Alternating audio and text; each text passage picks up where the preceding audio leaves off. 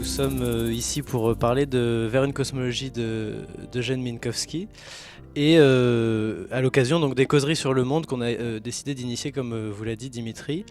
Donc peut-être vais-je commencer par présenter Eugène Minkowski qui était médecin, psychiatre et philosophe, et il est à l'origine d'une œuvre tout à fait originale qui inaugure ce que nous pourrions nommer une psychopathologie phénoménologique et peut-être aussi, à certains égards, une phénoménologie des psychopathologies. Il est influencé par le bergsonisme et la phénoménologie de Edmund Husserl, et il est l'inventeur d'un style, d'une méthode et d'une nouvelle approche des pathologies psychiques. À ce titre, ses principaux ouvrages, que sont La schizophrénie, paru en 1926, et Le temps vécu, paru en 1933, sont décisifs tant ils visent à saisir le vécu du malade du point de vue du sens de son expérience phénoménale, sans y injecter une quelconque forme de réductionnisme organiciste, disons naturaliste. En somme, Eugène Minkowski souhaitait rendre sa vérité à l'expérience du malade en étudiant le sens de la phénoménalité de son expérience pathologique. Mais aussi, et avant de poursuivre, il faut ajouter qu'au-delà du brillant penseur qu'il est, et qui ne cesse donc de nous éclairer encore aujourd'hui, puisque nous sommes réunis pour lui et pour son travail notamment, il était également un humain brillant qui, rappelons-le, a organisé, sous l'occupation et malgré le danger qu'il courait, un réseau clandestin grâce auquel plus de 2000 enfants ont été évacués en zone sud, les sauvant ainsi de la barbarie nazie. Son action au sein de l'OSE, Organisation du secours aux enfants, trouva un prolongement après la libération avec la création d'un service de consultation au bénéfice des réfugiés d'Europe centrale, devenu le Centre Françoise et Eugène Minkowski pour la santé mentale des migrants, dont Madame Marianne Minkowski, ici présente, est aujourd'hui la présidente. Ce qui est frappant avec Eugène Minkowski, c'est précisément que son approche psychopathologique n'est pas sans occasionner, chez lui, une véritable interrogation philosophique. Et c'est en ce sens que Le temps vécu, qui est composé de deux parties, la première partie est consacrée à une étude proprement philosophique, et il en exploite les conséquences sur ses études psychopathologiques de la deuxième partie de l'ouvrage. Mais donc, disons-le, c'est la publication de Vers une cosmologie qui marqua, selon son propre aveu, le point d'aboutissement le plus profond d'une pensée psychiatrique et philosophique, rendant tous ses droits à la richesse de la vie humaine. Eugène Minkowski reconnaît que cet ouvrage parachève le triptyque qu'il forme avec La schizophrénie et Le temps vécu, dans la mesure où il y reprend tous les fragments qu'il n'a pas pu y intégrer à ses ouvrages précédents, mais qui pourtant unifient le sens de sa démarche philosophique, une démarche qui, comme son titre l'indique, nous guide donc vers une cosmologie. Renaud Barbara s'y reviendra plus en détail sur justement le sens de cette cosmologie. Mais une telle entreprise, pour l'esquisser trop brièvement, se propose de dépasser les catégories de l'ontologie dualiste classique que sont le corps et l'âme, l'objectif et le subjectif, l'intériorité et l'extériorité, de telle sorte à ressaisir l'unité de l'expérience vivante, ce qui, pour le dire en des termes plus minkowskiens, revient à penser l'unique mouvement du devenir auquel nous participons tous et qui s'atteste particulièrement dans notre élan personnel. Alors, je dis mouvement du devenir et c'est l'occasion pour moi de préciser un point.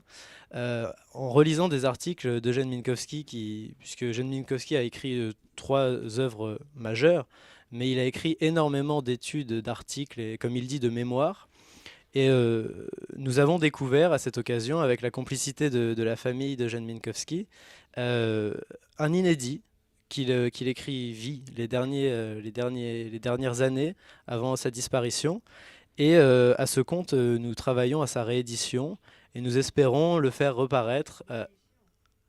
Ah oui, bah, excusez-moi, bien sûr, à son édition. Oui, oui. Ce n'est pas une réédition, en effet. Donc c'est un inédit qui a pour titre Métaphysique du devenir et qui justement vise à parachever, en tout cas à tenter de parachever son œuvre. Et ce qui est, pour la petite anecdote, il commence son manuscrit en disant « Vers une cosmologie vient d'être réimprimé ». Et c'est d'ailleurs à cette occasion que nous avons découvert l'existence de ce manuscrit. Donc c'est un clin d'œil du devenir lui-même, manifestement. Bon, mais c'est ici donc, Renaud Barbaras, que votre parcours philosophique se croise sans pour autant se confondre avec celui d'Eugène Minkowski. ils se croisent, disais-je, puisque votre propre itinéraire philosophique se déploie depuis quelques années et bien plus explicitement depuis 2019 avec la parution de l'appartenance vers une cosmologie phénoménologique dans la bibliothèque philosophique de Louvain chez Peters, où se réaffirme le projet d'une cosmologie dont vous dites qu'elle est possiblement la seule voie d'accomplissement pour la phénoménologie elle-même. Alors, avant de vous laisser la parole pour nous parler ce soir de la cosmologie minkowskienne, je me permets de rappeler, pour celles et ceux qui vous découvriraient à cette occasion, qui vous êtes. Donc, Renaud Barbaras, vous êtes philosophe et professeur à l'Université Paris 1 Panthéon-Sorbonne. Vous êtes, à ce jour, si je ne me trompe pas, l'auteur de 19 livres, dont la majeure partie d'entre eux s'attache au déploiement d'un itinéraire philosophique personnel tout à fait original. Oui, si tu veux. Excusez-moi, tout à fait original, fermement ancré en phénoménologie et particulièrement soucieux de penser le sens de notre présence au monde. Plus précisément, et afin d'esquisser une trame qui nous guidera jusqu'à cette soirée, et la raison pour laquelle Renaud Barbaras se trouve lié à Eugène Minkowski, je me permets donc de revenir brièvement, trop brièvement, vous me le pardonnerez, sur votre itinéraire philosophique. Vous avez d'abord, je vais aller vite, vous inquiétez pas, vous avez d'abord été reconnu pour vos différents travaux sur Merleau-Ponty, dont le premier fut votre thèse, soutenue en 1990 et portant donc sur l'ontologie de Maurice Merleau-Ponty. Je crois pouvoir dire qu'à la suite de cela, non seulement vous insufflez un véritable souffle nouveau aux études merleau-pontiennes, mais aussi vous cherchez à prolonger le geste merleau-pontien. Et à ce compte, vous ne cherchez pas tant à faire une phénoménologie, mais de la phénoménologie. C'est en ce sens que votre propre itinéraire philosophique, loin de seulement consister en un commentaire des auteurs de la tradition phénoménologique, vise bien plutôt à reprendre et poursuivre le geste inaugural de la phénoménologie, dont Husserl disait qu'il s'agissait de parvenir à l'élaboration de l'a priori universelle de corrélation. En somme, bien que je ne puisse expliciter cela en deux phrases, une telle entreprise, celle de l'élaboration de l'a priori corrélationnelle, vise à rendre compte de ce que, pour le dire trop simplement, nous nommons vie perceptive qui se caractérise donc par la relativité de tout étant à ces modes de données, c'est-à-dire le fait que les choses apparaissent toujours à quelqu'un et que quelque chose qui n'apparaîtrait pas ne serait tout simplement pas. Bref, cela revient à dire qu'il n'y a d'autre réalité proprement dite que celle ouverte au sein de la vie perceptive elle-même. Je passe sur toutes les implications philosophiques qu'une telle position charrie, car précisément toute votre œuvre consiste à discuter cette découverte phénoménologique. Ce qui nous intéresse particulièrement, c'est que vous pensez que, ce soir je veux dire, vous pensez que la découverte de cette corrélation est décisive et que sa juste élaboration nous permettra de comprendre le sens de notre présence au monde, et ce notamment dans la mesure où elle permet un dépassement des catégories classiques de l'ontologie, qui commande la tradition, celle du dualisme donc, puisque la corrélation en tant que corrélation ne suppose en principe pas la primauté d'un des pôles de la corrélation, mais bien celle de la relation elle-même. C'est en ce sens qu'à l'occasion de votre introduction à une phénoménologie de la vie, paru chez Vrin, vous montrez en quoi la phénoménologie peut s'accomplir véritablement dans une phénoménologie de la vie, et ce justement dans la mesure où la vie attesterait d'un régime d'expérience unitaire, ni purement objective ni purement subjective, qu'il y a bien une unicité et une originalité du vivre au-delà du partage entre la simple vie, c'est-à-dire le fait d'être en vie, et la conscience, le fait de vivre quelque chose, bref, que la simple vie est toujours plus que vie, puisqu'elle donne lieu au paraître, à la conscience, et que la conscience est toujours moins que pure conscience, puisqu'elle est toujours celle d'un vivant qui s'insère dans un monde. On se rapproche de la cosmologie, je vous rassure. Une telle thèse vous a conduit très rapidement à des développements plus précis à l'occasion de 3 livres qui ont suivi Introduction à une phénoménologie de la vie, à savoir La dynamique de la manifestation, paru en 2013, Le désir et le monde, paru en 2016, et également paru en 2016, Métaphysique du sentiment. Mais en définitive, et c'est le sens de votre dernier ouvrage, l'unicité de ce vivre, qui se déploie dans une théorie du désir notamment, aboutit au dessin d'une cosmologie. Cosmologie qui consiste à se demander dans quel monde, ou plutôt quelle est la nature du monde dans lequel se fomente l'unicité de ce vivre qui nous caractérise. Comme vous l'écrivez, et ce que vous écrivez résonne précisément avec l'étude que vous proposez ici. Vous dites « Le plus difficile sera donc de caractériser le monde de la vie dans la perspective dans laquelle nous nous situons, à savoir en tant qu'il est indistinctement monde pour la vie et monde où vivent les vivants, en tant qu'il accueille la vie qui l'ouvre. » Et cet extrait donc résonne foncièrement avec l'interrogation conclusive de l'étude que vous proposez de la cosmologie d'Eugène Minkowski. Vous dites « Comment la vie, intrinsèquement étrangère à la conscience, peut néanmoins donner lieu à son propre paraître ?» Votre projet philosophique se déploie donc en s'attachant d'abord à montrer que la phénoménologie ne peut se réaliser que comme une cosmologie de la vie, une phénoménologie de la vie, en tant que la vie atteste de son unicité, d'un régime unitaire d'expérience au-delà des partages classiques, mais que plus radicalement, cette phénoménologie de la vie s'accomplit véritablement dans une cosmologie phénoménologique, et notamment au travers de l'unicité de l'appartenance. Je ne développe pas ce point sur l'appartenance, mais je me permets d'annoncer la tenue d'un colloque consacré à cet ouvrage, l'appartenance, vers une cosmologie phénoménologique, qui est organisé donc par Camille Riquier et Charles Bauban à l'Institut catholique de Paris, les 21 et 22 février. Il y a des petits flyers si vous les voulez ensuite. Bien. Mais enfin, et pour conclure, et vous laisser la parole enfin, je m'excuse pour cette longueur, il faut reconnaître que ce qui est frappant donc avec la pensée d'Eugène Minkowski, c'est de voir qu'un tel projet, celui d'une cosmologie, pour le moins massif, comme vous aurez pu vous en rendre compte, est, disons-le, décisif pour la pensée contemporaine et se trouve déjà esquissé en 1936. Ainsi, Renaud Barbaras, comment comprenez-vous le sens de la cosmologie minkowskienne? Comment se structure-t-elle? Et peut-être enfin, pourrez-vous nous dire ce qu'une telle perspective a pu apporter de nouveau à votre approche de la cosmologie, telle que vous cherchez à la formuler dans vos travaux les plus récents? Je vous remercie. Bien. C'est moi qui vous remercie pour cette présentation tout à fait juste, mais un petit peu, comment dirais-je, pas très justifiée, parce que moi je suis ici pour parler de Minkowski, et donc dans le sillage de cette étude que j'ai faite, mais bon, je vous remercie. Et puis avant de prendre la parole, je voudrais faire de parler de Minkowski, je voudrais d'abord parler de Dimitri et Yorick, qui ont fait quelque chose de tout à fait impressionnant et de proprement sidérant. C'est-à-dire que, c'est-à-dire que voilà, on parle de Minkowski, puis ils se disent, c'est quand même dommage que ce ne soit pas accessible, mais vous voyez les médiations, et puis en un temps record, ils ont créé une maison d'édition, avec tout ce que ça implique. Moi, je suis même incapable de savoir par où il faut passer pour ça. Évidemment, contacter la famille Minkowski, donc obtenu les droits, signer un contrat de diffusion avec Vrin, et j'en passe, et puis publier le livre, et puis faire un travail qui n'a rien à envier aux grandes maisons d'édition qui, dans leur tête, sont totalement incapables de faire ça et incapables de prendre ce genre de décisions qui, pourtant, correspondent à un besoin et à une nécessité intellectuelle considérable. Et ce qui fait évidemment que ce travail tout à fait impressionnant a de l'avenir et est déjà engagé dans cet avenir. Donc, je voulais vraiment rendre hommage à ça et vous en remercier parce que c'est magnifique de faire les choses aussi bien, aussi vite et avec autant d'assurance et de probité. Donc voilà. Et donc on ne serait pas là pour en parler si ça n'avait pas eu lieu selon les modalités que je viens de décrire. Alors, donc évidemment, j'ai parlé de Vers une cosmologie. D'abord, je voudrais souligner, moi c'est un livre que j'avais lu il y a longtemps. Oui, pardon. Oui, mais il y a encore il y a encore 2-3 places devant, enfin 2 places.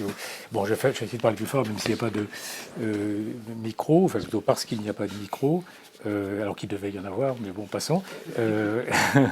Non, donc je veux dire que c'est un livre que j'avais lu il y a peut-être 20 ans. J'avais été très impressionné déjà par ce livre, par les potentialités du livre, et puis comme toujours, je me suis, dans le cadre d'un projet de cours sur la cosmologie, j'ai abordé ce texte, et puis je me suis laissé complètement emporter par ce texte. J'ai passé un an quasiment et j'ai été extrêmement impressionné par ce livre, par la puissance, l'originalité de cet ouvrage qui était publié à compte d'auteur au départ, si je ne me trompe, et à une époque quand même, en 1936, où Bergson et Husserl étaient encore vivants. C'est-à-dire, c'est très impressionnant l'extrême précocité philosophique de ce travail.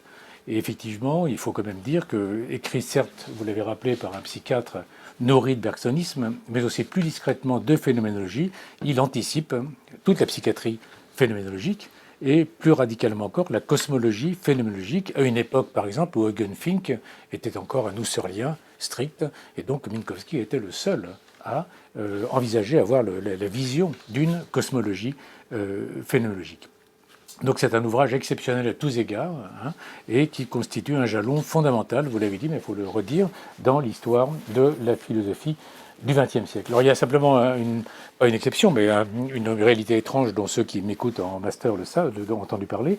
Si on lit de Patočka, ce texte qui est apothique Nitroasiet en tchèque et qui sera bientôt traduit en français, qui l'est déjà en italien, en espagnol et en allemand, mais surtout les études sur le concept de monde qui viennent d'être publiées chez Vrin dans le cadre des carnets philosophiques, on est extrêmement impressionné par la proximité avec Minkowski. Ce sont des textes qui sont écrits entre 40 et 44, et on ne peut pas s'empêcher de penser ce que Erika Abrams, enfin hypothèse qu'Erika Abrams à non pas confirmer, mais à considérer comme absolument plausible, sinon probable, eh bien, l'hypothèse, c'est qu'effectivement, Patočka, qui disait tout et comprenait très vite, a lu Minkowski à la fin des années 30, lorsqu'il était à Paris, et manifestement, ça a infléchi sa trajectoire, et on pourrait le montrer, et ceux qui m'écoutent le savent très bien, il y a une très grande proximité sur certains points, y compris dans une radicalité philosophique qui n'a plus d'équivalent après, y compris chez Patočka.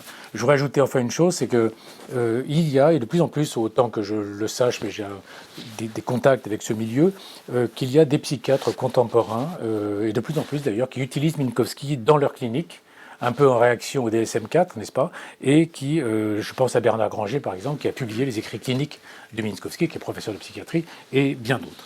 Alors, je vais me limiter aux directions fondamentales de l'ouvrage, puisque c'est un ouvrage conséquent, et l'étude que j'ai faite est aussi conséquente, puisque c'est la chance de pouvoir la publier dans beaucoup de pages.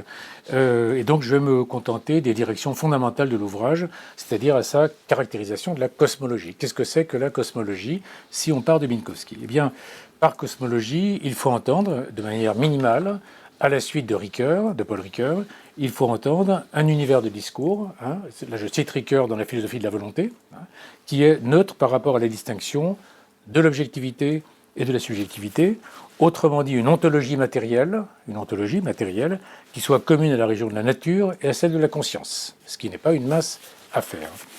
Autrement dit, tout simplement, la cosmologie cherche à transcender le partage, ce partage, conscience-nature, au profit d'une dimension plus profonde, hein, dans laquelle s'enracinent ces deux versants de la conscience et du monde. Je citerai très peu, mais je cite un texte de la page 172 de la nouvelle édition de Vers une cosmologie, qui sera l'édition de référence.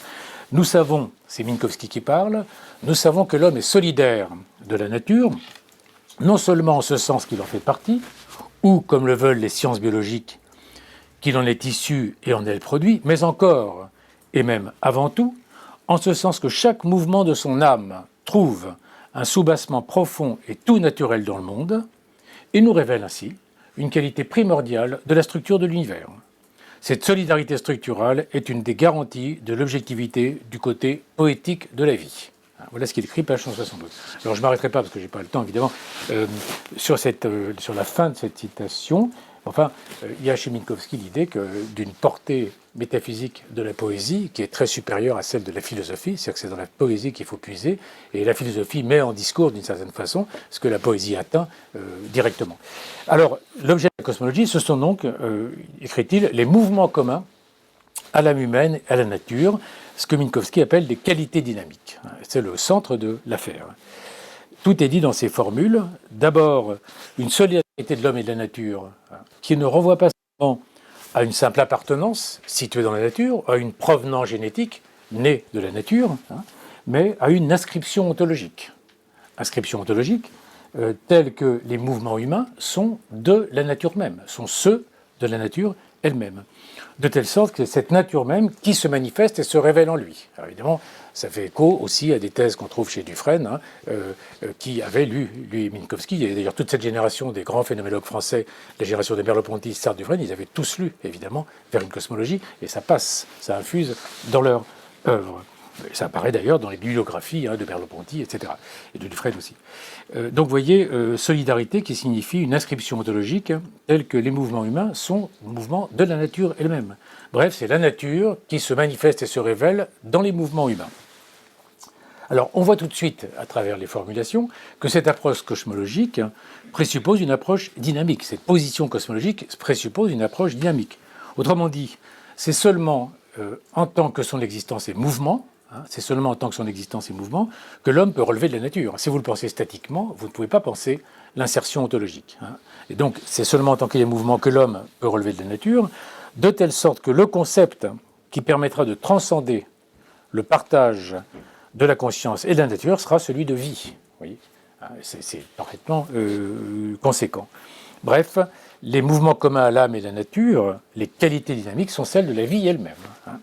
Et toute la question sera d'accéder à cette vie, avec un grand V, et à ces mouvements propres, encore une fois, qui s'expriment à la fois au plan de la nature et au plan de la conscience. Voilà le point de départ. Alors, pour ce faire, il faut, pour atteindre la vie, dans cette dimension commune, en quelque sorte, eh bien, il faut dépasser les catégories qui compromettent l'accès à la vie. Les catégories qui fondamentalement compromettent l'accès à la vie, ce sont les catégories d'intérieur et d'extérieur, et par là même l'affirmation de leur opposition. Et Minkowski, alors je ne m'y arrête pas très longtemps, au début de Vers une cosmologie, défait complètement cette dualité de l'intérieur et de l'extérieur et montre son caractère impensable, et ceci à la faveur d'une théorie de l'expression. Mais ce que je veux dire, c'est qu'il montre très bien que la catégorie d'intérieur, notamment l'idée de la conscience comme intériorité, est totalement prisonnière de l'extériorité. Il y a d'intérieur, une sorte de réalité close sur elle-même, qu'au sein même de l'extériorité. Or, la conscience n'a rien à voir avec cela. Et donc, ce dépassement des catégories, Minkowski va l'effectuer à la faveur d'une théorie de l'expression. Théorie de l'expression qui est le mode d'être de la vie. Et donc en fait, on va atteindre la vie à partir du concept de l'expression. Et de telle sorte que intérieur et extérieur vont finir par ne désigner que deux moments relatifs du processus expressif lui-même. Donc ça veut dire effectivement purement relatif. Tout moment du processus expressif est à la fois intérieur et extérieur. Donc au fond, la dualité est défaite. En effet, parler d'expression, et là il faut refaire une analyse simple du concept d'expression. Parler d'expression, c'est dire deux choses. C'est dire à la fois que l'exprimé n'est rien d'autre que son expression, puisqu'il y est, il s'y présente, il y est exprimé, mais d'autre part, si vous entendez les dimensions dynamiques de l'expression, ça veut dire aussi qu'il ne se confond pas avec elle, puisque précisément, il s'y exprime, c'est-à-dire passe en elle. Vous voyez ? Donc il y a à la fois une coprésence et en même temps un écart. Sinon, il n'y aurait pas de dynamisme de l'expression. Or, en second lieu, cette expression, selon Minkowski, ne peut désigner rien d'autre qu'une extériorisation. Une expression, c'est toujours une extériorisation. Extériorisation qui désigne à la fois, bien sûr, le passage de l'exprimé dans l'expression, c'est-à-dire l'expression elle-même, mais aussi et par là même l'extériorité mutuelle des parties de cette expression. L'expression, elle est toujours naissance d'une multiplicité, c'est-à-dire extériorité des parties de l'expression, dans une perspective qui cette fois-ci est assez bergsonienne. Si donc on met en avant ce processus premier d'expression, eh bien, il s'ensuit que toute extériorité est en fait extériorisation. Autrement dit, il n'y a pas de pure extériorité. Toute extériorité est extériorisation et enveloppe par là même une intériorité, bien entendu. Et de même, toute intériorité s'exprime, il n'y a d'intériorité qu'exprimée, c'est-à-dire passant dans l'extériorité, impliquant une extériorité. Donc vous voyez que l'intérieur et l'extérieur sont purement relatifs. Ils passent l'un dans l'autre en quelque sorte, ils passent l'un dans l'autre sans cesse, puisqu'ils correspondent à deux moments nécessaires d'un seul processus d'expression. Voyez ? Donc l'intérieur, au fond, c'est ce qui reste à exprimer, et l'extérieur, c'est ce qui a déjà été exprimé. C'est tout, on ne peut rien dire de plus, vous voyez ? Donc l'intérieur, c'est ce qui reste exprimé, c'est la réserve de l'expression, et l'extérieur, c'est ce qui est déjà exprimé.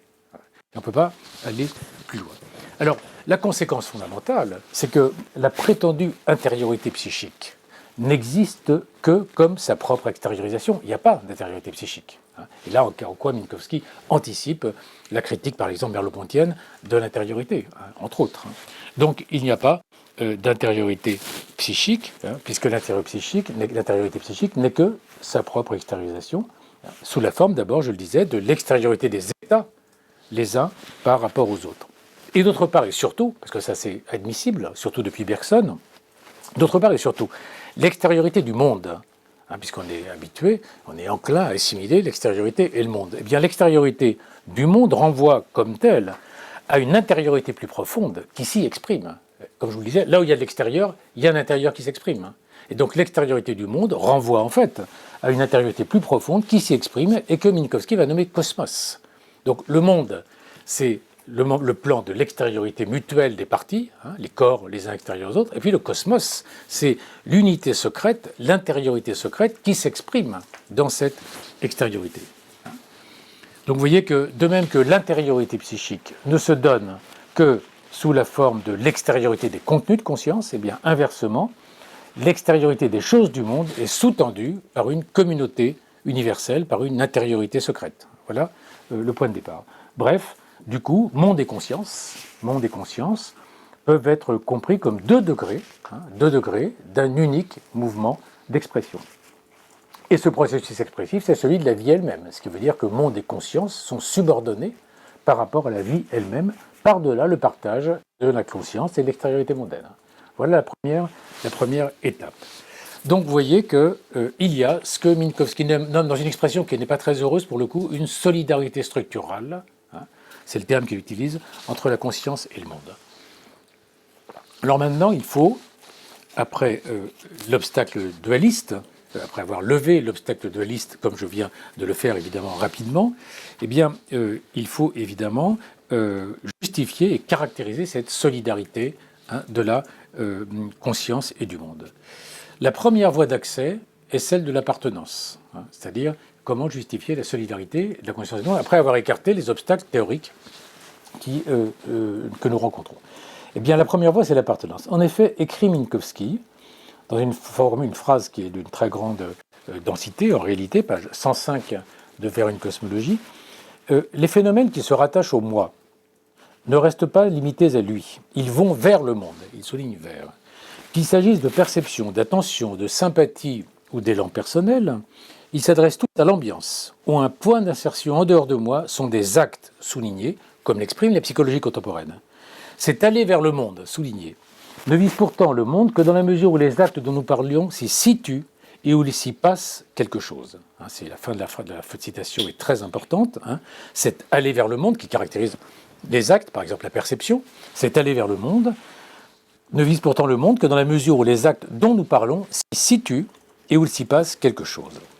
Eh bien, ici, selon un mouvement qui rappelle, mais je dis rappelle, mais en réalité, c'est 15 ans avant Merleau-Ponty, dans un mouvement qui rappelle Merleau-Ponty, ou plutôt qui anticipe Merleau-Ponty donc, Minkowski montre que je ne peux viser le monde même, dans la perception par exemple, que si le sujet que je suis est inscrit en lui. Non seulement topologiquement, mais ontologiquement. De telle sorte que l'acte de viser du monde est toujours quelque chose qui arrive au monde. Autrement dit, ma conscience, elle est auprès de la chose. Et non seulement elle est près de la chose, mais elle est à même la chose, ce qui évidemment, il tire la leçon du Bergson, du premier chapitre de Matière et Mémoire. Donc, l'acte de viser du monde est quelque chose qui arrive au monde, qui est un événement du monde. Autrement dit, ma perception, ce n'est pas un acte de la conscience, mais c'est un événement du monde, dans la mesure où l'acte de ma conscience, il est profondément et originairement inséré dans le monde. Vous voyez ? Donc, ce que je vis, c'est quelque chose qui arrive au monde. C'est, dit Minkowski, un événement du monde. Il s'y passe quelque chose. C'est-à-dire quand je vis quelque chose, dans le monde, il se passe quelque chose. Voilà ce qu'il veut dire. D'accord ? Autant dire alors que l'apparition du monde à la conscience est l'œuvre même du monde. Vous voyez ? Donc c'est très radical, puisque c'est une critique par avance déjà du subjectivisme de la philosophie et de la phénoménologie. Donc ce qui est extraordinaire, c'est qu'il anticipe le Merleau-Ponty tardif, vous voyez, puisqu'encore une fois, l'apparition du monde, au fond, est l'œuvre même du monde, de telle sorte c'est le monde qui est le sujet véritable de la phénoménalité. C'est le monde qui apparaît au sens du génitif du subjectif. C'est le monde, non pas qui m'apparaît, mais qui apparaît pour m'apparaître, vous voyez. Bref, c'est l'intériorité originaire du monde qui s'exprime aussi bien sous forme de choses que de phénomènes perceptifs. Voilà ce que veut dire Minkowski. Alors, ça c'est la première approche. Elle est confirmée par une réflexion sur le mouvement, que j'introduis dans Minkowski, mais que je retrouve dans le temps vécu par un biais que vous allez voir, à savoir, c'est une réflexion ontologique ou métaphysique sur le mouvement, à savoir qu'au fond, se mettre en mouvement, ça n'est pas possible, se mettre vraiment en mouvement. Se mettre en mouvement, c'est toujours s'insérer dans une mobilité originaire qui nous précède, comme pour ainsi dire, on prend un train en marche, vous voyez. C'est-à-dire, aucun vivant n'impulse le mouvement. Il impulse le mouvement dans la mesure où il est déjà dans la mobilité, vous voyez, où il est déjà en possession de la mobilité. Bref, comme j'aime le dire, on ne commence pas le mouvement, on commence dans le mouvement. On commence dans le mouvement. Dès lors, nos mouvements, quels qu'ils soient les plus élémentaires, ne peuvent que renvoyer à une mobilité originaire qui est celle de la vie même. Alors, on pourrait le justifier tout ça, mais voilà, je crois, la seconde voie d'entrée dans la cosmologie minkowskienne. Et en effet, on retrouve cette intuition sous une forme extraordinairement convaincante et puissante dans le temps vécu, parce qu'il y a de grandes, vous avez évoqué les trois œuvres majeures, mais il y a de grandes proximités, résonances, échos entre ces travaux, et en fait, il faut tout lire ensemble. Il écrit ceci à propos de l'élan personnel, dans lequel on entend l'élan vital bergsonien, évidemment, sauf que c'est un élan personnel. Il écrit ceci: mon élan personnel, dans le temps vécu, n'est jamais subjectif à proprement parler. il ne vient jamais uniquement de moi, ni ne se limite jamais à moi, puisque dans cet élan, je me sens d'emblée solidaire de la vie. Mon élan est personnel, c'est entendu, mais il l'est autant seulement qu'il dépasse ma propre personne, autant seulement qu'il contient un facteur super-individuel. Et il conclut, ce facteur super-individuel, malgré sa puissance, non seulement ne détruit pas, n'anéantit pas ma propre personne, mais se révèle comme sa véritable raison d'être. Et il conclut enfin, de ce point de vue, mon élan personnel me dit par lui-même qu'il se trouve dans l'axe d'un devenir plus grand et bien plus puissant que lui. Il se trouve dans l'axe d'un devenir plus grand et bien plus puissant que lui, et que plus j'affirme en moi, plus j'affirme un devenir au-dessus de moi. Alors ce qui est très profond ici, c'est l'idée quand même que c'est au moment où je coïncide, où je crois coïncide, où je coïncide avec mon ipséité, je m'insère dans une vie qui est supra-individuelle. Alors il ne faudrait pas dire supra-personnel, il faudrait dire supra-individuel, et on ne comprend vraiment cette formule. Il y a juste un moment où il dit, il n'utilise pas peut-être le terme exact, mais en fait il faudrait dire que mon élan personnel implique une dimension supra-individuelle. Vous voyez ce que je veux dire? C'est-à-dire la personne s'accomplit comme personne dans la mesure où elle coïncide avec un procès qui est supra-individuel et qui est donc anonyme en ce sens. Vous voyez? Et donc pour que cette phrase soit cohérente, parce qu'il y a un moment où il utilise un terme pour l'autre en quelque sorte, il faut bien distinguer l'élan personnel de la dimension individuelle ou supra-individuelle. Au fond, être une personne, c'est de plus être un individu. C'est ça que ça veut dire. C'est-à-dire qu'on est vraiment une personne que quand on s'élève à une dimension supra-individuelle. Donc c'est tout ça est extrêmement fécond. En tout cas, quoi qu'il en soit, vous voyez, plus je suis près de mon propre mouvement, élan personnel, autrement dit, plus je suis près de mon propre mouvement, oui, plus je coïncide avec une mobilité super individuelle qui est celle de la vie elle-même. Bref, être près de soi, c'est s'ouvrir à la mobilité cosmique de la vie elle-même. Vous voyez, et là, c'est très présent dans le temps vécu. Alors, cette thèse centrale, que j'ai tenté de formuler, dont j'ai tenté de préciser les accès, débouche sur une question capitale qui concerne le mouvement lui-même. Vous savez, il y a peu de penseurs, au fond, qui, à part peut-être Patočka, qui ont affronté de manière aussi radicale la question du mouvement. En effet, la question est la suivante. Comment un mouvement de l'âme peut-il trouver un soubassement dans le monde? C'est-à-dire, comment il peut y avoir des mouvements communs à l'âme humaine et à la nature? Ce n'est pas une mince question, parce qu'évidemment, on est prisonnier d'une conception du mouvement comme déplacement, mouvement local, et donc on ne comprend pas du tout en quoi il peut y avoir des mouvements de l'âme, qui seraient mouvements au sens où on parle du mouvement, par exemple, d'un corps qui tombe. Donc il s'agit de comprendre en quel sens du mouvement on peut parler du mouvement de manière univoque, qu'il s'agisse de l'âme ou qu'il s'agisse de la nature. En quoi c'est le même mouvement? Eh bien, dans la mesure où, dans le cadre de la métaphysique classique, de la partition métaphysique classique, la seule issue serait de dire que l'on ne peut parler de mouvement de l'âme que par métaphore. Eh bien, il faut se pencher au préalable sur la question de la métaphore. Parce que la réponse à cette question, c'est de dire, très bien, le mouvement, c'est le déplacement, et puis quand on parle de mouvement de l'âme, c'est par métaphore. Eh bien, il faut donc, ce fait Minkowski admirablement, c'est affronter la question de la métaphore. Qu'est-ce que la métaphore? Eh bien, c'est, depuis Aristote, métaphora, un transport. Un transport, c'est-à-dire la substitution d'un mot à un autre en raison d'une ressemblance entre ce qu'il désigne. C'est la conception traditionnelle classique.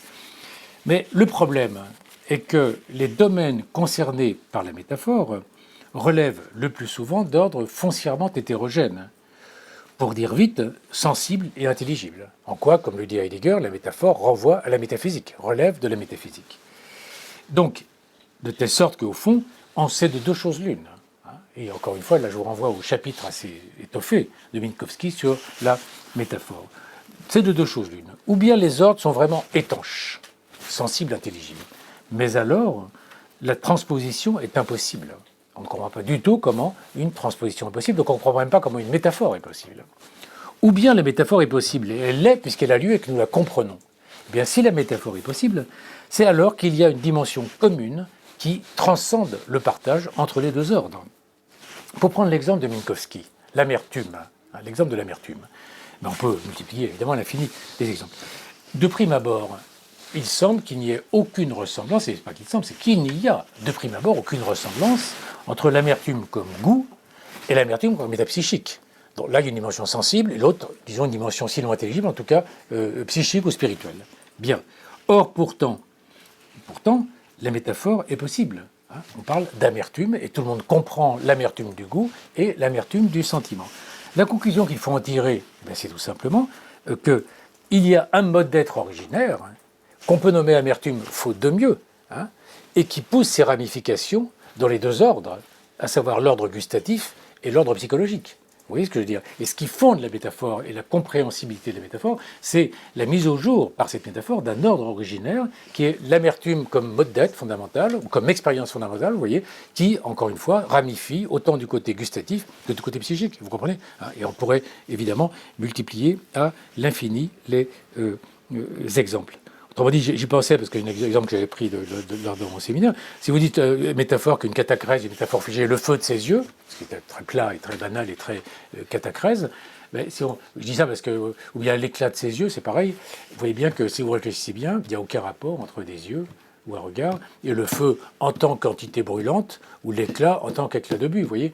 Donc la question qui se pose, c'est qu'est-ce qui fait, qu'est-ce que je comprends quand je dis ça et qu'est-ce qui se révèle? Il se révèle une dimension qui est commune, par exemple, au feu et au regard, et qu'on va nommer non pas par la chaleur du feu, mais qu'on va nommer par une certaine immobilité dans la mobilité, une certaine vibration, une certaine, vous voyez, un certain type de mouvement, et qui tout à coup se repère aussi bien dans la chaleur du feu que dans l'éclat du regard. Vous comprenez ce que je cherche à dire? Mais même le feu, il n'est pas sûr du tout que le feu puisse être défini par la chaleur. C'est-à-dire qu'au fond, on peut parler du feu, d'un sentiment, etc., etc. Et du coup, on est reconnu une dimension plus profonde que la différence entre le brûlant et puis le pas brûlant. Il y a un certain mode d'être du feu, etc., etc. Vous voyez, et donc, la métaphore, elle suppose une dimension commune qu'elle révèle en même temps. Et c'est ce que Minkowski a parfaitement vu dans Vers une cosmologie. Ce qui veut dire que si la métaphore est possible, c'est dans la mesure où nous sommes toujours au-delà de la métaphore. C'est toujours plus qu'une métaphore. Autrement dit, en un mot, si au plan rhétorique, le rapport métaphorique semble relever d'une dualité réelle, au niveau ontologique, la dualité du propre et du figuré est dérivée d'une communauté réelle. Vous voyez? Donc l'ordre ontologique est inverse de l'ordre rhétorique. Vous voyez? Vous n'avez pas une dualité réelle qui implique le transport. Vous avez une communauté réelle révélée par la dualité du propre et du figuré. Vous voyez? Alors, cette analyse principielle, et là j'essaie de reconstituer, parce que ce n'est pas l'ordre des chapitres, de reconstituer la cohérence de l'affaire, vous voyez? Eh bien, cette analyse principielle, donc vous comprenez qu'elle est nécessaire puisqu'on parle du mouvement de l'âme et des mouvements de la nature, eh bien, elle va être répercutée sur la question du mouvement. Et en effet, là, je m'arrête sur cet exemple tout à fait, fondamental, paradigmatique et qui irrigue le livre. J'accompagne quelqu'un jusqu'au train qui démarre, le train bien sûr. Donc, qu'est-ce que je fais? Évidemment, ça suppose, et c'est très important, que j'ai une relation privilégiée à la personne d'une manière ou d'une autre. Je cours le long du train, sur le quai, puis ensuite je le suis des yeux, et puis ensuite je pense aux voyageurs qui s'éloignent. Qu'est-ce que je vais dire? Eh bien, dans une conception naïve, qui est aussi celle de la science, je vais dire, le seul mouvement réel, c'est le déplacement, je cours sur le quai, et puis après, si je parle de mouvement, des yeux dans la perception, et puis, alors encore les yeux ils bougent, mais bon, du mouvement perceptif, et en tout cas de l'accompagnement par la pensée, ce sera par métaphore. Vous voyez ce que je veux dire? Donc je vais dire, voilà, j'accompagne, le mouvement est un mouvement métaphorique par la perception, par la pensée. Mais vous voyez bien que dans le cadre de ce partage initial entre l'espace et la conscience, pour dire vite, vous voyez bien que rien ne fonde la métaphore. Quand vous parlez d'un mouvement de pensée, d'un mouvement d'idées ou d'un mouvement politique, on ne voit pas du tout en quoi c'est un mouvement. Si vous entendez par mouvement, un mouvement cinétique, c'est-à-dire un parcours spatial. Mais donc la conséquence qu'il faut en tirer, c'est qu'il faut au contraire partir de cette expérience, son unité fondamentale, phénoménologique, et pour comprendre la prétendue métaphore qui est plus qu'une métaphore. Or, qu'est-ce qui se passe ici? Qu'est-ce qui se passe ici? C'est que simplement, je suis le voyageur. Je suis avec lui, je continue à voyager avec lui, je l'accompagne, alors même qu'il s'éloigne. Eh bien, on pourrait dire que c'est non pas dans le déplacement, mais c'est dans cette dynamique de l'être avec, du demeurer auprès d'eux, de l'être ensemble, que réside le sens originaire du mouvement. Et si vous comprenez que le noyau originaire du mouvement, c'est cet être avec, pour dire vite, alors vous comprenez parfaitement que je cours, que je suive des yeux ou que je pense à la personne, dans les trois cas, je suis en mouvement. Vous me suivez? Simplement, le mouvement n'est plus un déplacement. Donc vous voyez ici, ce qui se passe, c'est que la métaphoricité révèle une dimension du mouvement qui est plus profonde que le simple mouvement cinétique, vous voyez. Et c'est ce que fait admirablement Minkowski dans ce texte. Le noyau du mouvement, c'est l'être avec, la dynamique de l'être ouvert, de l'être avec, et l'unité du mouvement quoi que je fasse au fond, elle est déterminée par cet être avec. De telle sorte que les trois étapes, courir, suivre des yeux, penser, sont trois moments d'un mouvement originaire dont le déplacement n'est qu'une modalité parmi d'autres. Voilà la situation. Bref, pour parler comme Minkowski, le mouvement de l'âme est tout autant un mouvement que la course qui le précède. Vous voyez ? Alors si je prends l'autre exemple qui ne prend pas d'un mouvement d'idées ou d'un mouvement politique, vous voyez, en quoi c'est un mouvement alors qu'il n'y a aucun déplacement ? Parce que dans les deux cas, il y a un accomplissement, il y a une réalisation, il y a la réalisation d'un projet, etc. Alors vous voyez bien qu'il faut renoncer au mouvement, la conception contemporaine du mouvement comme déplacement pour comprendre ce qu'il y a de commun entre un mouvement cinétique et un mouvement de pensée, un mouvement d'idées, un mouvement politique, un mouvement spirituel, un mouvement amoureux, tout ce que vous voulez, voyez. Et donc c'est ce que Minkowski voit parfaitement. Alors évidemment, il y a une condition pour ça, c'est que cette lecture n'est possible qu'à condition de préserver l'indivisibilité de celui qui court après le train. C'est-à-dire ce qu'il ne faut pas faire, c'est distinguer son corps, qui lui se déplacerait sur le quai, d'une âme qui serait étrangère au mouvement et qui se rapporterait aux voyageurs sur un mode métaphorique. Donc la condition pour comprendre ça, c'est de renoncer à la dualité du corporel et du spirituel et dire c'est un même individu qui est avec un autre individu qui l'accompagne, et à ce moment-là, qu'il l'accompagne en courant, en regardant ou en pensant, devient dérivé, devient secondaire. Vous voyez ? Alors, je ne fais que restituer la démarche de Minkowski dans ce texte. Alors, de cette mise au point générale, qui est vraiment fondamentale, Minkowski va tirer une analyse des qualités dynamiques, sur lesquelles je ne m'arrêterai pas, parce que ce serait trop long, évidemment, qui sont ressaisies à même les différents sens, à savoir notamment le toucher et l'audition, entendre, toucher, les différents sens, qui sont des dimensions, ces qualités dynamiques, qui transcendent le partage du vécu et du monde. Alors, dernière remarque, parce que pour mettre en évidence la radicalité de ce livre et de la position de Minkowski sur ce point, eh bien, évidemment, qui dit mouvement dit espace. Et c'est là où ça devient plus compliqué encore, puisque Minkowski affirme qu'il y a un espace originaire qui contient ces trois espaces. Vous voyez ce que je veux dire ? Il y a trois mouvements, il y a donc trois espaces. Il y a un mouvement un mouvement cinétique, un mouvement perceptif et un mouvement psychique. Vous voyez ? Et donc il y a un espace qui englobe ces trois mouvements, c'est-à-dire ces trois espaces. La question qui se pose, dont je parle un peu dans cette étude, c'est évidemment comment caractériser cet espace, l'espace de tous ces mouvements.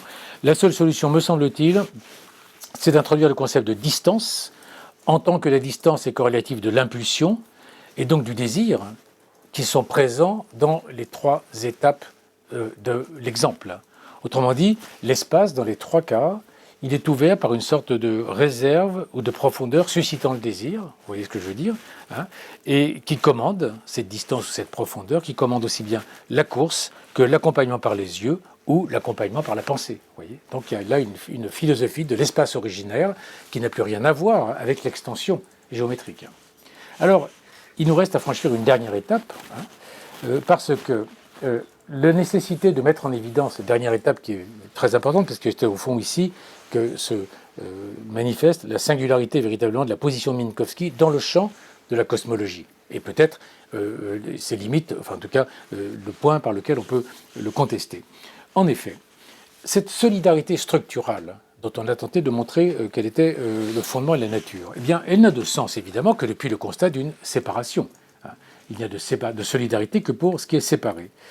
Et donc, elle a autant, cette séparation a autant de réalité que la communauté ontologique de l'homme et du monde. Donc Minkowski est bien obligé de rendre compte de cette séparation à partir d'une théorie génétique de l'homme. Et c'est évidemment ce qui apparaît vers la fin du livre sous le concept fondamental de conflit anthropocosmique, concept qui apparaît dans d'autres œuvres de Minkowski. Théorie génétique, pourquoi ? Parce qu'au fond, l'individuation de l'homme, pour Minkowski, ne peut que prendre la forme d'un détachement, d'une séparation, vis-à-vis du flux unitaire de la vie. C'est-à-dire d'une sorte d'affirmation de soi, et ça c'est présent dans le temps vécu, d'affirmation de soi, qui possède bien sûr un sens dynamique, c'est une affirmation continue, vis-à-vis ou contre le processus vital super-individuel dont il procède. Simplement, comme nous l'avons vu, et là c'est une situation nucléaire et fondamentale, notre mobilité, notre puissance ont leur source dans ce processus vital anonyme, de sorte que tout se passe comme si c'était la vie elle-même qui se détachait d'elle-même pour s'affirmer contre elle-même. Vous voyez ? Il y a une dérive au sein de la vie par laquelle elle se détache d'elle-même pour s'affirmer contre elle-même. De telle sorte que nous sommes traversés par un mouvement de sens contraire. Il y a le mouvement d'affirmation individuelle, et puis il y a un mouvement de sens contraire, exprimant cette appartenance, ou plutôt exprimant cette inscription dans le flux vital. Et ce mouvement, il se manifeste par une fusion, une tendance à la fusion avec le flux vital. Bref, nous sommes habités par une tension, par une antinomie fondamentale, ou plutôt, nous sommes faits de cette tension. Entre quoi? Entre une tendance à l'affirmation et une tendance à la fusion. Entre un mouvement d'individuation et un mouvement de désindividuation. Et c'est fondamental que c'est au cœur de sa psychopathologie. L'idée à la fois d'une tendance à l'affirmation contre le flux vital et l'idée d'une recherche de fusion avec le flux vital, parce que tout simplement, notre mouvement, il s'inscrit dans le mouvement de la vie elle-même. Eh bien, c'est cette tension que Minkowski nomme conflit anthropo-cosmique. Ainsi, la personnalité humaine se détache du devenir ambiant, et ce détachement est au principe de son existence comme homme, mais ajoute Minkowski, page 194, elle le fait, la personnalité humaine, comme un regret, en conservant au fond d'elle-même la nostalgie de l'union, de la fusion intime avec le devenir ambiant tel qu'il est. Et c'est tiraillé entre ces deux forces, besoin de s'affirmer et besoin de se confondre, que la personnalité humaine, au cours de sa vie, se trouve constamment en état de déficience par rapport au tout du devenir. C'est magnifiquement synthétique, c'est page 194. Donc vous voyez que la vie, c'est scinder d'elle-même au sein d'elle-même, et dans cette mesure, le mouvement centrifuge, qui nous définit comme individus, est traversé par un mouvement contraire, qui est désir de coïncidence avec la source.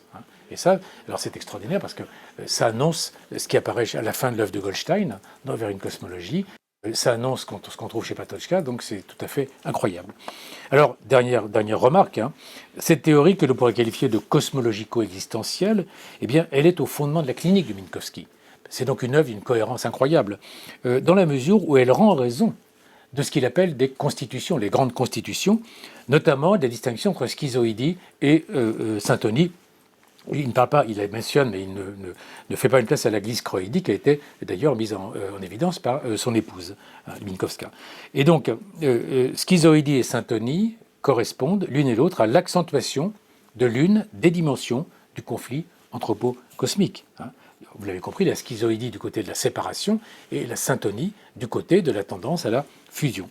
Ce sont ces constitutions qui apparaissent comme le terrain favorable à l'émergence de symptômes, par exemple ceux de la schizophrénie, pour ce qui est de la schizoïdie. Alors, vous voyez qu'on a ici une construction extrêmement cohérente, parce que vous avez, d'ailleurs pour la première et dernière fois, vous avez une fondation cosmologico-existentielle de la psychopathologie. C'est-à-dire que vous avez trois niveaux chez Minkowski.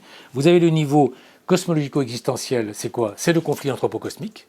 Vous avez deuxièmement le niveau psychologique, les constitutions, syntonie, schizoïdie, etc. Et puis ensuite, vous avez le niveau psychopathologique des symptômes, qui est favorisé, mais pas déterminé, par ce terrain, au sens médical, qu'on appelle, vous voyez, schizoïdie ou syntonie. Donc vous avez trois plans, cosmologico-existentiel, psychologique, psychopathologique. Ce qui veut dire que ce qui est extraordinaire, c'est quand vous faites de la clinique et vous travaillez sur les symptômes, vous pouvez remonter à une constitution qui elle-même s'explique par le conflit ou au sein du conflit anthropo-cosmique. Alors enfin, ce cadre, qui est très impressionnant, permet une discussion avec la psychanalyse, parce que si Minkowski lui reconnaît une valeur en tant que théorie des conflits, théorie dynamique des conflits, contre une conception trop statique des constitutions, eh bien, il lui reproche de s'en tenir au conflit intrapsychique. Au conflit intrapsychique, pulsion-refoulement, pour dire vite, au détriment des conflits extrapsychiques. Or, ce que voit génialement Minkowski, c'est que les conflits intrapsychiques de la psychanalyse, qui ont leur valeur en leur ordre, vous voyez, eh bien, ils sont l'expression de conflits en fait extrapsychiques, c'est-à-dire de conflits anthropo-cosmiques. Vous voyez.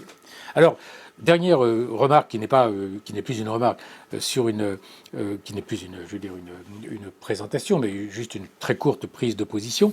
Ce qui est certain, j'espère l'avoir montré, c'est que Minkowski jette les bases de toute cosmologie philosophique et donc phénoménologique. Alors, je crois qu'on peut le dire tranquillement. Il jette les bases de toute cosmologie phénoménologique. C'est pour ça que qui prétend faire de la cosmologie philosophique lui est redevable. À savoir, en effet, vous l'avez compris, une ontologie matérielle commune aux régions conscience et nature.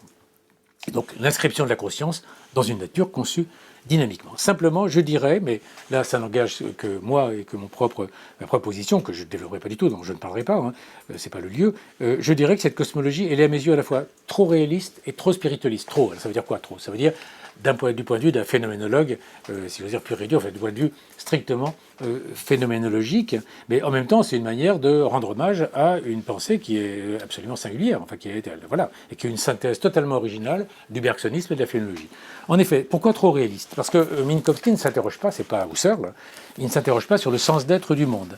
C'est-à-dire il ne pratique pas l'époqué, évidemment. Hein. Il se donne la réalité du monde extérieur pour la dépasser ensuite, non pas au profit de sa phénoménalité, au profit de la conscience, c'est-à-dire que ce n'est pas une philosophie transcendantale du tout, mais au profit d'une réalité sous-jacente dont elle est l'expression et qu'il nomme vie. Vous voyez, donc il y a un dépassement non pas en amont, mais en aval en quelque sorte. Vous voyez, autrement dit, la vie, ce qu'il nomme vie, ce n'est pas la vie sous-jacente à la phénoménalité, la vie de l'apparaître, c'est une réalité ou une substance dont l'être est posé, affirmé, au lieu d'être interrogé au plan phénoménologique.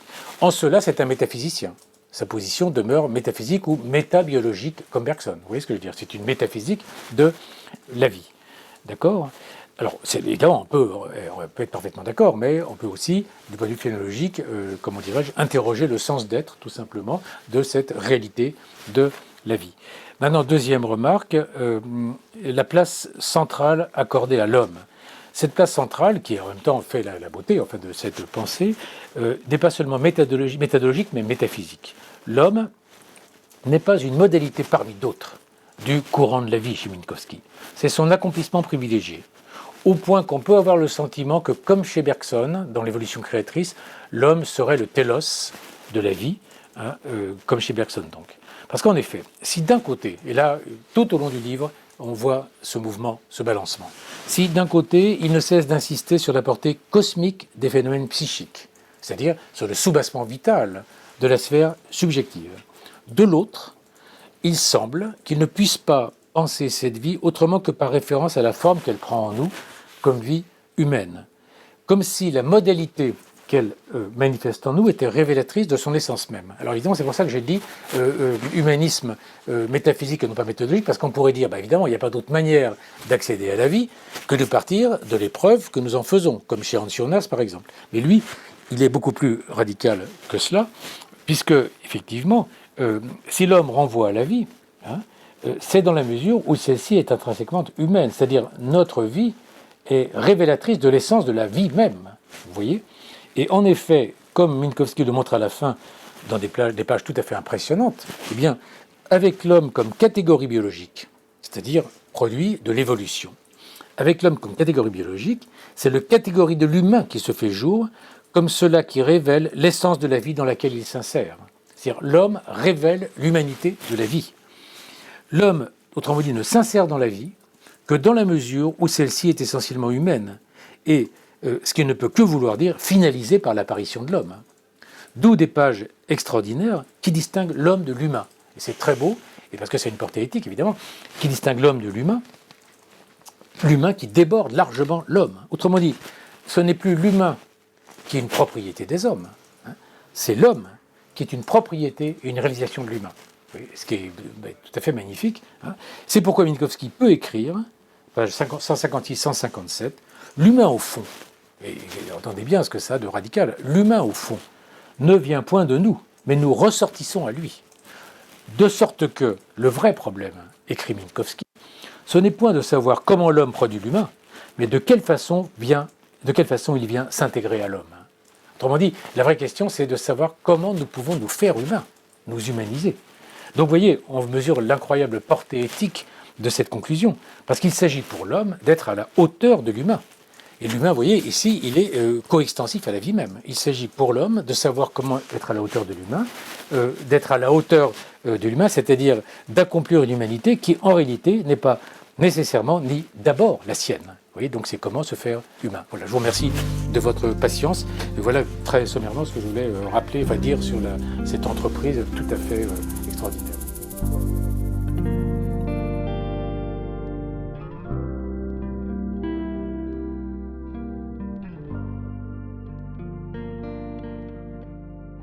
Merci. Merci d'abord pour cette présentation de Minkowski, qui fait aussi écho pour moi à Dufresne, sur qui je travaille, avec qui partage à la fois cette cosmologie et puis aussi cet intérêt pour l'humanisme. Je voulais vous poser en fait une question qui portait sur le rapport finalement de cette cosmologie à une esthétique. Dans la mesure où on trouve chez Minkowski une pensée du mouvement qui repose peut-être sur la légitimité de la métaphore, dans la mesure aussi où il pense cette réflexivité entre finalement le phénomène naturel et son écho dans le sujet, si tant est qu'il faille encore faire cette distinction. Justement, est-ce que Minkowski ne s'engage pas là sur une voie qui serait esthétique, alors même que finalement d'autres voies auraient pu être possibles? Enfin, si on pense à la phénoménologie du mouvement déployée, par exemple, dans les IDN2, on trouve toute une étude des mouvements sensorimoteurs, de la façon dont justement les mouvements des yeux participent aussi à la création, enfin en tout cas à la perception. Alors pourquoi justement en passer finalement par le sensible en tant qu'il est capable d'évoquer certains sentiments? Et est-ce que par là, Minkowski ne renoue pas avec le projet d'une esthétique tel qu'il a pu être développé déjà depuis le XVIIIe siècle et avec finalement toute cette histoire-là? Merci beaucoup. D'abord, pour commencer par la fin de votre intervention, bien sûr, dans IDN 2, Husserl parle de mouvement, mais il parle du mouvement dans un cadre transcendantal. Donc c'est le mouvement ressaisi du point de vue de l'épreuve du mouvement, c'est-à-dire du point de vue des kinesthèses, en tant qu'elles sont impliquées par la perception. Vous voyez. Alors que, et ça, c'est en vous écoutant que ça me vient, ce qui caractérise Minkowski, c'est qu'au fond, il s'insère dans ce que Jean Beaufret a parfaitement identifié comme caractéristique d'une tradition philosophique française, même s'il n'était pas français à l'origine, mais il est très profondément devenu, philosophiquement en tout cas, tradition qui consiste à partir toujours de l'épreuve psychophysique, mais pour en faire une fenêtre vers le monde et vers l'ontologie. Et ce qui est frappant chez Minkowski, je vous dis ça parce que c'est par différence avec Husserl. Autant chez Husserl, l'analyse du mouvement, elle est cantonnée au plan transcendantal des kinesthèses, autant chez Minkowski, ce qui intéresse Minkowski, c'est le mouvement en tant qu'il est témoignage d'une dimension cosmique qui excède la sphère de la conscience. Vous voyez ? Et donc le mouvement chez Minkowski, plus que, d'ailleurs, comme l'effort chez Mendes-de-Biran, comme la vie chez Bergson, eh bien, c'est ce qui m'ouvre, vous voyez, vers une dimension qui excède la conscience. Alors maintenant, pour revenir au cœur de votre question, vous avez parfaitement raison. C'est-à-dire que, je ne peux pas tout dire évidemment, mais j'ai écrit 120 pages dans le livre là-dessus, enfin, accompagnant le livre. Bien sûr que la dimension esthétique est extraordinairement présente, au moins de deux façons. D'abord parce qu'il dit à plusieurs reprises qu'au fond, c'est du côté de la création qu'on peut véritablement transcender cette dimension individuelle et donc cette dimension de séparation, et que c'est au plan de la création que s'accomplit au mieux la fusion avec la vie, et, voyez, et donc l'accomplissement de notre humanité. C'est-à-dire, et donc là, ce qui est tout à fait génial, c'est qu'il y a une convergence entre le plan éthique et le plan esthétique.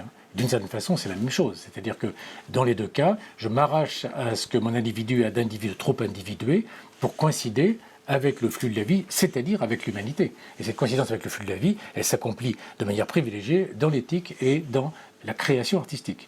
D'autre part, ça c'est le point de vue de la création, vous voyez. Donc vous voyez très bien comment la création est une conséquence, vous l'avez très bien vu, de cette pensée du mouvement. Puis d'autre part, le côté poétique de la vie dont j'ai parlé au début, il y a l'idée chez Minkowski que la poésie, par différence avec l'écriture prosaïque, l'écriture scientifique et même l'écriture philosophique, c'est une voie d'accès privilégiée à la réalité de la vie. Donc, ce qui est très impressionnant, c'est que là, il prend ses distances avec Bergson. Pour Bergson, le langage est du côté de l'intelligence, c'est-à-dire du côté de la division, c'est-à-dire du côté de l'espace, vous voyez. Alors que, et donc chez Bergson, la coupure, elle est entre instinct et intelligence, entre langage et intuition. Eh bien, cette coupure chez Minkowski, elle traverse le langage lui-même, entre deux régimes de langage. Un langage poétique, vous voyez, qui a le privilège d'accéder, par exemple, au cosmos, plutôt qu'au monde en tant que caractérisé par l'extériorité, langage poétique, puis un langage non poétique, qui est le langage philosophique, qui lui est condamné à la division, c'est-à-dire à la simple extériorité. Vous voyez, et donc il y a ça chez Minkowski. Hein. Donc bien sûr que ça veut dire, et vous vous doutez bien que cette thèse me comble évidemment, c'est que ça veut dire qu'il y a un primat du poétique sur le philosophique et qu'il y a une fondation poétique du philosophique. C'est au fond, si la philosophie est peu une cosmologie, hein, c'est parce qu'elle est, et donc peut accéder au cosmos par-delà le monde, au sens de l'extériorité des choses, eh bien c'est parce qu'il y est initié par le geste poétique comme voie d'accès immédiate et privilégiée à l'unité cosmique, vous voyez. Et donc, vous avez tout à fait raison, par ces deux biais au moins, la pensée de Minkowski débouche sur une esthétique, bien entendu, et sur une valorisation incroyable du geste créateur. Voilà. Je ne sais pas si je vous ai répondu, mais... Thomas. Oui. Tiens, désolé. Je parle de... Oui. Bonsoir, merci beaucoup. En fait, c'était sur la. J'avais deux petites questions rapides. Une première, en fait, c'est sur le statut, parce que je travaille moi-même sur l'obscurité, et je sais que Minkowski est le seul, ou quasiment le seul, à avoir travaillé sur l'obscurité en tant que tel. Et c'est en entendant là, ce que tu disais sur schizoïdie et syntonie. Et je me suis dit qu'en fait, l'espace noir du schizophrène dans le temps vécu était typiquement une obscurité schizoïde, alors que la vie de la nuit, dont il est question dans J'allume la lampe d'envers une cosmologie, est typiquement une obscurité syntone. Et je me demandais si le milieu, comme ça, si l'ambiance pouvait refléter à ce point cette réponse à l'ambiance elle-même. Enfin, en gros, si l'obscurité n'était pas une espèce de miroir pour Minkowski qui permettait de montrer la modalité du conflit anthropocosmique comme tel. Et la deuxième petite proposition, c'était est-ce que dans le fait que l'homme a réalisé l'humain en lui, on ne peut pas se dire qu'il y a non seulement effectivement une esthétique, mais y compris un impératif politique, c'est-à-dire presque un appel révolutionnaire à réaliser une humanité justement qui soit presque plus qu'humanité en fait. Ou qui soit vraiment humanité. Qui soit vraiment humanité, ouais, voilà, plutôt. Qui soit vraiment humanité. Et alors je sais pas les positions de Minkowski, mais je pense qu'il était très proche de... Non, je ne sais pas les positions politiques de Minkowski, donc je vais m'arrêter là. Mais voilà, donc c'était pour savoir, est-ce qu'il n'y a pas un impératif révolutionnaire dans cette notion d'humanité chez Minkowski? On peut commencer par la question. Oui, je te remercie, on peut le penser. En tout cas, à ma connaissance, il n'y a pas de texte explicite qui tire ce fil-là. Mais ce qui est certain, c'est qu'on peut le... Parce que par contre, c'est du français Dufresne, puisque vous êtes là. On peut, si on articule les choses, on peut trouver chez Dufresne quelque chose comme un prolongement de ça, sur la fête, l'émeute, etc. Il y a des textes de Dufresne qui pourraient faire écho à cette ligne, à ce prolongement politique révolutionnaire de cette cosmologie. Mais à ma connaissance, il n'y a rien qui soit absolument explicite. Autant il se prononce beaucoup sur le plan éthique, autant à ma connaissance, il n'y a pas, non pas qu'il n'y ait pas d'allusion, mais il n'y a pas de prise de position de cet ordre-là. Sur le premier point, il aurait fallu parler de ce texte impressionnant sur Voyons jouer avec les yeux. Ce qui est certain, c'est que le texte auquel tu fais allusion du temps vécu sur l'obscurité et sur la détermination de l'espace du schizophrène à partir de notre expérience de l'obscurité est quelque chose de tout à fait impressionnant et de sans précédent et d'ailleurs sans suite quasiment à part ce que tu fais. Enfin, donc voilà. Alors toi tu distingues apparemment le chapitre sur la lampe, l'obscurité syntone du chapitre sur la lampe avec l'obscurité schizoïde du chapitre du temps vécu. Je ne sais pas, j'y ai pas pensé. Je te remercie pour cette. Alors ça voudrait dire qu'il y aurait deux modalités d'obscurité qui correspondraient à deux types de rapports au monde, c'est-à-dire deux types de positions dans le conflit anthropocosmique. Très probablement, d'autant plus que ce qu'il dit sur la vue hein, et sur le fait qu'au fond, l'obscurité relève d'un voir fondamental. Hein, la vue, le voir tel qu'il l'entend, dès lors qu'on ne veut plus le rabattre sur la présence biologique, physiologique des yeux, eh bien, autrement dit, c'est parce que nous voyons que nous avons des yeux, au fond, et pas l'inverse. Hein, et pour dire très vite. Et donc, d'une certaine façon, l'obscurité est encore une modalité du voir. Et effectivement, dans ce cas-là, on n'est pas encore dans l'espace du schizophrène, en effet. Donc, je te remercie pour cette piste hein, à creuser sur une pluralité des modalités de l'obscurité chez Minkowski. En tout cas, ce qui est certain, c'est que l'obscurité est présente chez lui comme chez aucun autre, à ma connaissance. Hein. Tu peux me le confirmer, chez aucun autre auteur, quoi. Donc c'est incroyable, vous voyez, qu'au fil de ce qu'on dit, l'incroyable fécondité d'un texte qui a été écrit, si j'ose dire, en toute modestie, en 1936, c'est-à-dire il y a près d'un siècle, c'est très impressionnant. Voilà. D'autres, oui, allez-y. Pardon. Alors, moi, je me demandais si. Enfin, je comprends. Si on prend au sérieux le fait que le monde, c'est bien l'apparaître originaire et non plus la conscience ou quoi, ça veut dire qu'il n'y a rien dans la vie d'un sujet qui ne procède pas de l'activité du monde. Et du coup, est-ce que ça implique, et j'insinue pas que ce soit une mauvaise chose, mais est-ce que ça implique qu'on abandonne complètement toute notion de transcendance, la transcendance? Alors, je ne sais pas ce que vous voulez entendre par... Alors d'abord, il y a deux choses à dire. D'abord, vous dites, il n'y a rien dans la vie du sujet qui ne procède du monde. Oui, strictement oui. Sauf justement le rien, j'ai envie de dire, c'est-à-dire sauf la séparation. C'est-à-dire que ça ne veut pas dire que ce que vous dites est juste, au sens où il n'y a rien de positif que posséderait le sujet qui ne serait pas du monde. Mais ça ne veut pas dire que le sujet coïncide avec le monde. Parce que, comme je l'ai dit tout à l'heure, il y a chez Minkowski l'idée d'une affirmation, d'un élan personnel et donc d'une scission, et qui est au cœur du concept de conflit anthropocosmique. Simplement, c'est une scission qui est toujours incoative parce qu'elle est traversée par le mouvement inverse de fusion. Vous voyez ce que je veux dire? Donc, d'abord, il y a une différence, mais qui n'est pas positive, une différence qui est privative, vous voyez, qui est négative. C'est-à-dire, d'une certaine façon, le sujet, c'est la vie du monde privée d'elle-même, vous voyez. Mais alors, d'une part, maintenant, la question de la transcendance, c'est très compliqué, mais je ne sais pas ce que vous entendez par là, mais s'il y a une place pour quelque chose comme de la transcendance, c'est évidemment du côté de la vie même, quoi. Vous voyez? En ce sens, la vie transcende les vivants, mais pas du tout au sens d'une transcendance absolue, puisque vous voyez bien qu'il y a fondamentalement un lien, puisque le sujet procède d'une scission, d'une séparation, voilà. Donc je ne sais pas si je vous ai répondu, mais on est plutôt dans une philosophie de l'immanence, pour dire les choses brutalement. Des étangs, d'une philosophie de l'immanence des étangs à la vie. Mais vous voyez, ce n'est pas une immanence absolue, c'est ça qui est très intéressant, c'est qu'il y a aussi une pensée du désir qui s'esquisse chez Minkowski, tout ça, il y a une pensée de la séparation, mais séparation au sein d'un flux vital, vous voyez. Et c'est ce qui, moi d'ailleurs, m'intéresse au plus haut point, et je trouve que c'est une position philosophique extrêmement forte, vous voyez. Voilà, je ne sais pas si je vous ai répondu, mais voilà comment je pourrais réagir en tout cas. Oui, j'ai vu. D'autres questions? Bon, peut-être, je sais pas. Oui. Martin, vas-y.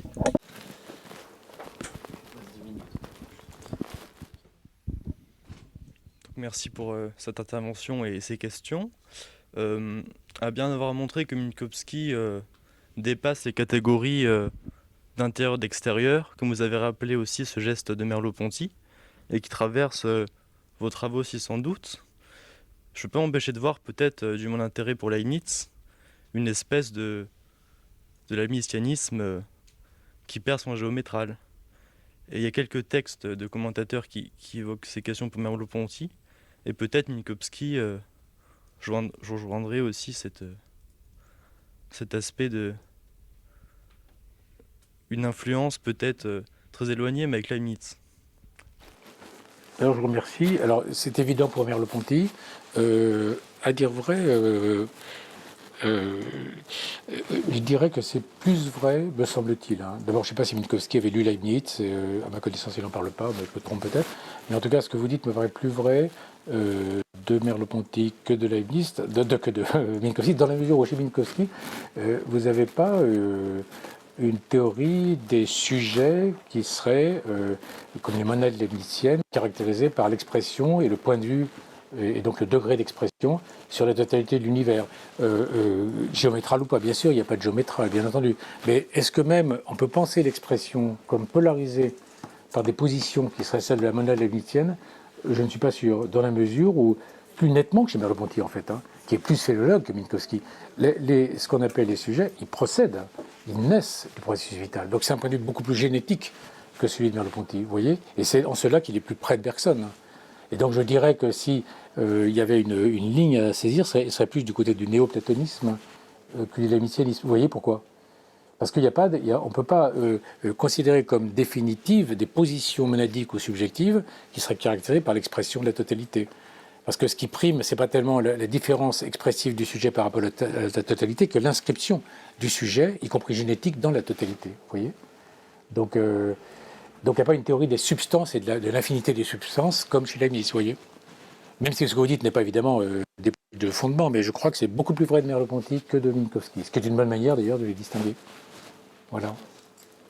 Circé, oui. Si je peux avoir droit à une seconde question, très massive en fait, mais qui est une question qu'au fond je pense qui doit, ou en tout cas qui peut être posée à tout auteur qui souhaite proposer une cosmologie. Qu'est-ce qui, chez Minkowski, justifie la séparation ? Est-ce qu'elle n'est que l'objet d'un constat ? Ou au contraire, est-ce qu'il y a dans la nature elle-même un désir de séparation qui ferait écho au désir qui traverse l'homme de retrouver l'humain en lui ? Voilà, bon, alors c'est une question très massive et très ouverte, mais qui, à mon avis, se pose dès lors qu'on propose une cosmologie de ce type. Oui, mais c'est une question évidemment très importante. Je répondrai chez Minkowski en tout cas, parce que c'est une question qui me concerne au premier chef, parce qu'elle engage la nature de la séparation, évidemment. Et évidemment, Minkowski, qui n'est quand même pas un métaphysicien en ce sens, ne s'arrête pas tellement sur la nature de la séparation. Mais donc j'ai envie de dire que lui, d'abord, il y a le plan du fait, il y a le fait, nous sommes là pour en parler, il y a le fait d'une scission entre nous et la nature, et puis ensuite, il y a, comme je vous le disais, alors ça c'est les textes de la fin sur l'évolution, etc., pour concilier la singularité de l'homme avec son appartenance fondamentale à la nature, parce que c'est un vrai problème à la fois de constater que nous provenons de la nature et que nous sommes issus de la vie, et qu'en même temps, nous avons ce statut très singulier et très privilégié qui consiste notamment à pouvoir la thématiser, etc. Et bien du coup, il introduit quelque chose qu'un mouvement rétrograde du vrai, comme chez Bergson, c'est-à-dire que avec l'apparition de l'homme, eh bien la vie s'humanise de manière rétroactive ou rétrograde, c'est-à-dire que le surgissement de l'homme est la découverte. Alors c'est pas seulement, vous voyez, une perception, c'est vraiment, de même que, comme le dit Bergson, avec la naissance du romantisme, la dimension romantique du classicisme apparaît, mais non pas comme quelque chose qui serait simplement perçu par le romantisme, non, elle y est dans le classicisme, mais elle n'y est vraiment qu'une fois que le romantisme est advenu, c'est-à-dire c'est vraiment un mouvement rétrograde, une production rétroactive. Et bien on pourrait dire que chez Minkowski, en tout cas c'est ce que j'ai tenté de montrer, le surgissant de l'homme non seulement fait paraître, mais fait être la dimension humaine de la vie, du flux vital. Et donc du coup, il réconcilie ainsi la séparation et la continuité, de manière rétroactive. Vous comprenez ce que je cherche à dire, hein ? Et donc, ce qui veut dire que d'une certaine façon, c'est une manière d'effacer la séparation, en tout cas de contourner le problème que vous posez très bien. Vous voyez ce que je veux dire ? C'est une manière de dire au fond, au plan métaphysique, il n'y a pas de séparation. Il y a une séparation au plan biologique, au plan évolutif. L'homme surgit. Autrement dit, comme vous le savez très bien, Dufresne écrit « L'homme est engendré comme inengendrable ». Vous voyez ? Eh bien, d'une certaine façon, c'est ce que fait Minkowski pour être une traduction de cette formule extraordinaire de Dufresne. L'homme est engendré comme inengendrable, c'est-à-dire il est engendré, l'homme, mais une fois qu'il est engendré chez Minkowski, eh bien, il apparaît comme inengendrable au sens où tout simplement, c'est plutôt le contraire, il est inengendrable, mais une fois qu'il est engendré, eh bien, il apparaît comme ayant toujours déjà été là, sous la forme d'une humanité de la vie elle-même, vous voyez. Donc c'est une question très évidemment pertinente et qui oblige à préciser la position de Minkowski, mais je crois qu'au fond, il n'affronte pas la question de la séparation parce qu'il n'y a pas de séparation. Et dire qu'il n'y a pas de séparation, c'est dire que le mouvement d'affirmation, il est toujours compensé par un mouvement de retour. Alors, vous allez me dire, s'il y a un mouvement de retour, c'est qu'il y a séparation. Mais ce mouvement de retour, il est compris plutôt comme humanisation. Vous voyez ce que je veux dire ? Donc comme retour à ce que nous sommes depuis le début. Et en ça, disons, a posteriori, il n'y a pas de séparation. Je sais que c'est, en tout cas, c'est ce qui semble se dégager vers une cosmologie. Je ne sais pas si c'est clair ce que je vous dis et si je vous ai répondu. Oui, mais je pense que c'est aporectique aussi. Ah bien sûr que c'est aporectique. Ça veut dire que, si vous voulez, sauf à penser que l'absoluté de l'absolu implique précisément une sortie de soi, une séparation, vous ne pouvez pas vous en sortir. Vous voyez ce que je veux dire ? Vous ne pouvez pas vous en sortir. Et d'ailleurs, comme vous le savez mieux que moi, si Dufresne il tente ça à travers le concept de temps. Mais vous voyez bien que moi, c'est un des points d'insatisfaction dans la pensée, dans le fond métaphysique de Dufresne. c'est de comprendre comment... Est-ce qu'il suffit de se donner la temporalité, vous voyez, pour rendre compte de l'homme. Ça rend compte de la possibilité de l'homme, mais de l'homme vraiment, vous voyez. Je vous demande pas de me répondre, hein, mais on aura d'autres occasions d'en parler. Mais heureusement, oui. Mais vous voyez ce que je cherche à dire. Et donc peut-être qu'il faut renoncer, enfin, il faut accepter fondamentalement la séparation comme un archifait, comme une dimension d'absolu. Il y a de la séparation. Vous voyez ce que je veux dire? Et donc tout ce qu'on peut dire, c'est que comme c'est l'absolu qui se sépare, eh bien nous sommes traversés par un mouvement de fusion. Vous voyez? Et ben justement, Minkowski, d'une certaine façon, me semble-t-il, il n'accepterait peut-être pas de prendre acte d'une séparation radicale comme coextensive ou co-originaire de l'absolu. Vous voyez, enfin, de l'absolu, disons, de la vie. Vous voyez? Et donc, du coup, ben, il veut à tout prix restaurer la continuité a posteriori. L'homme surgit, et quand l'homme surgit, eh bien, c'est l'humanité de la vie dont il procède qui apparaît. Vous voyez? Et du coup, après coup, la séparation se surmonte. C'est comme ça, en tout cas, que je lis vers une cosmologie, vous voyez? Donc effectivement, c'est aporétique. Mais c'est une question très très fondamentale, évidemment. Et peut-être qu'on aura une réponse dans la métaphysique du devenir. Absolument, disons-le. Voilà. Et on aura la réponse.